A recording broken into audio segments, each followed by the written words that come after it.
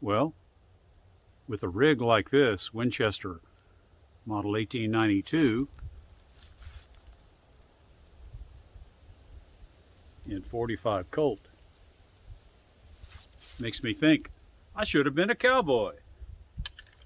But you know what? I never did learn to rope and ride.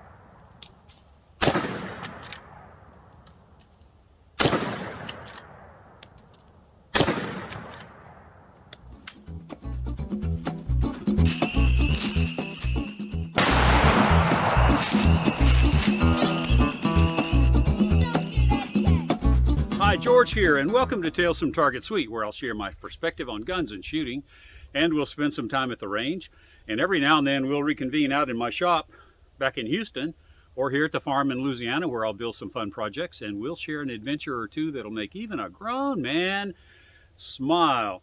And yes, I can't sing like Gene or Roy either, but I did steal a young girl's heart back in 1974, and I've called her Ladybug ever since. And this is one classic rifle, but Western.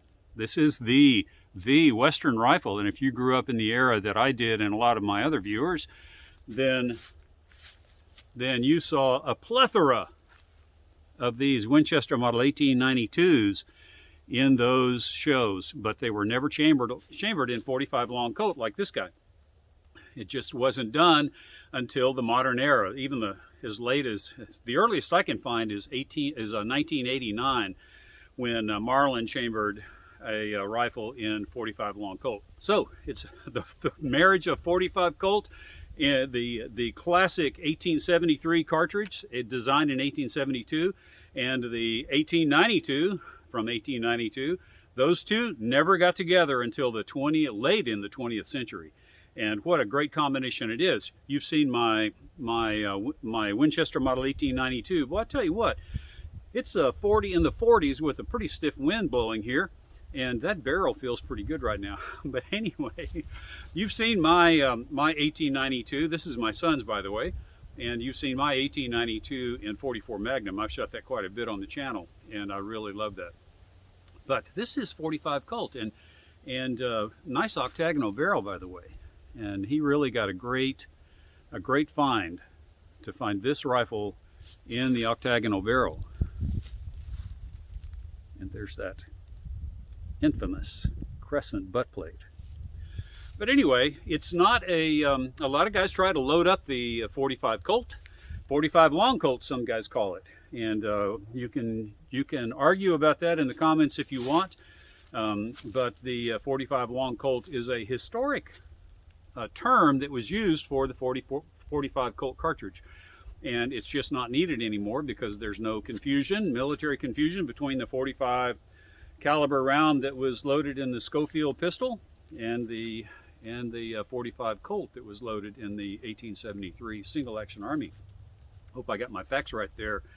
But anyway, 45 long Colt or 45 Colt, call it what you want. I'll answer to both of them. And it's a great rifle.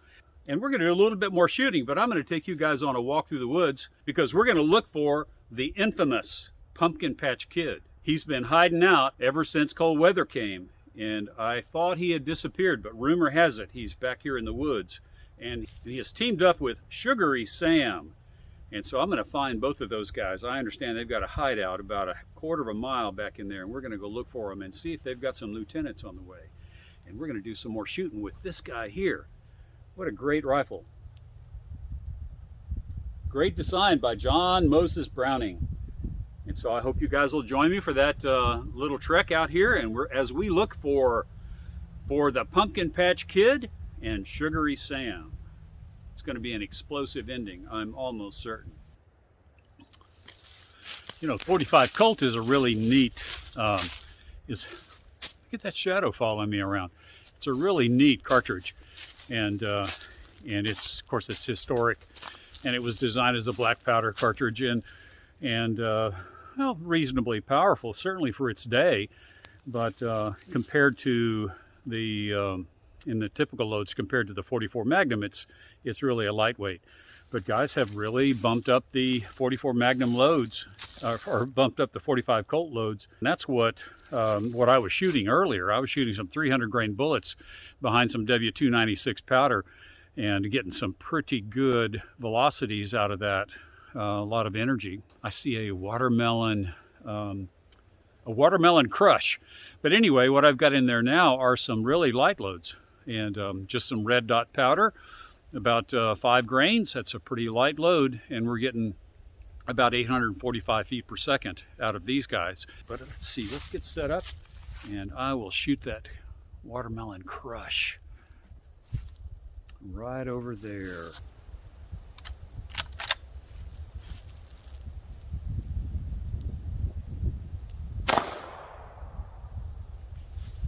See, that was a really gentle push with that 845 feet per second, even with that relatively heavy 265 grain wide flat nose gas check from Montana Bullet Works. Now let's see what else we can find right up the road. Ooh, I see a couple of lieutenants from the Pumpkin Patch Kid. They're right up here.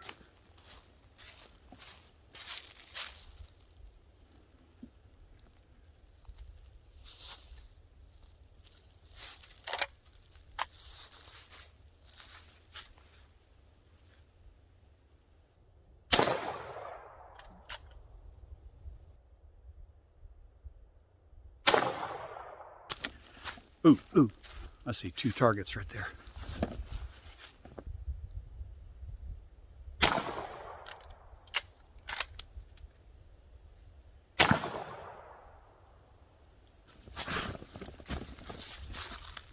Actually, it's not disappointing because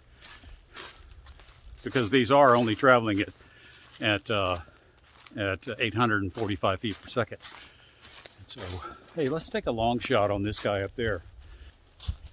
There he is right there.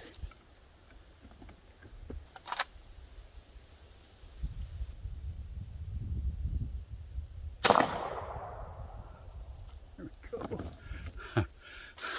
go. So you guys have heard me, I was going to laugh, but this is serious.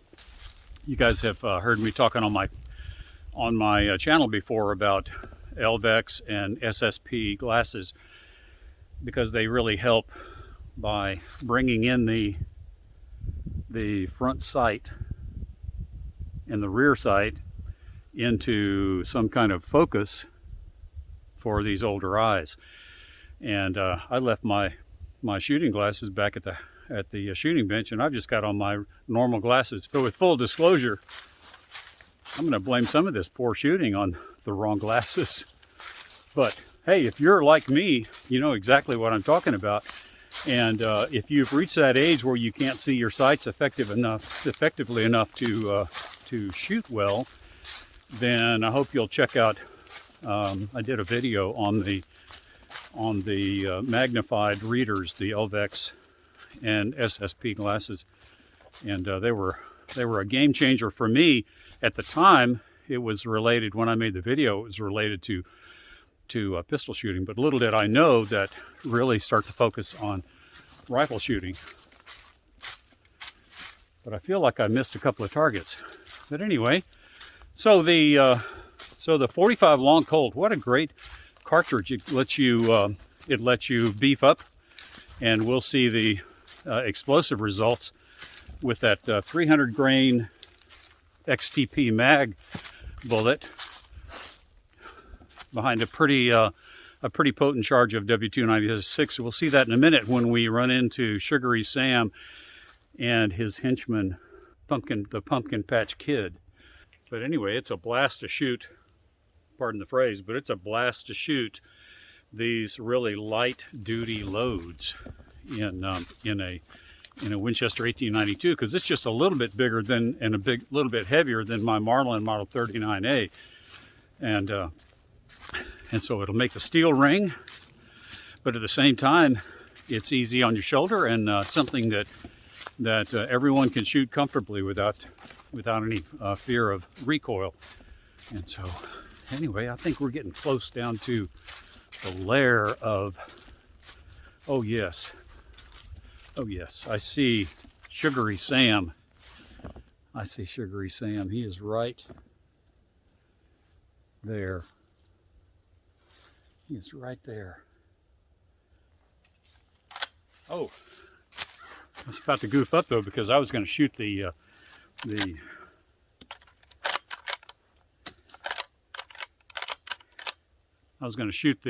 Sugary Sam and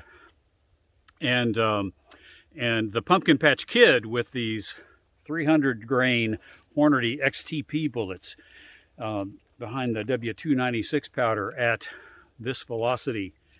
And so let me get those guys loaded up. And I only brought 2 of them, so golly, I hope I don't miss. Okay, there's the hand loads with the 300 grain Hornady XTP mag. Starline brass.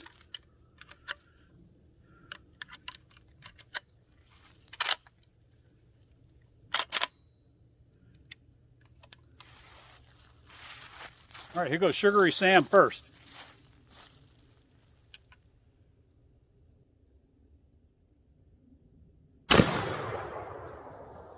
Oh, yes. Okay, there's the Pumpkin Patch Kid.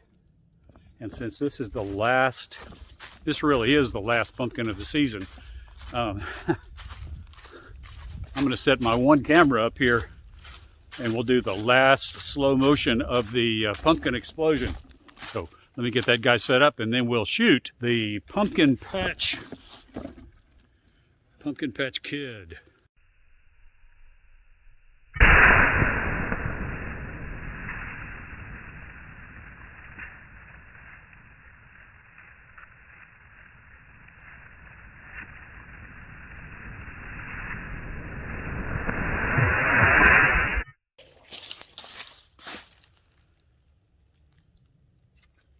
Nice little entrance hole right there. Nice little exit hole back there. That's 300 grain.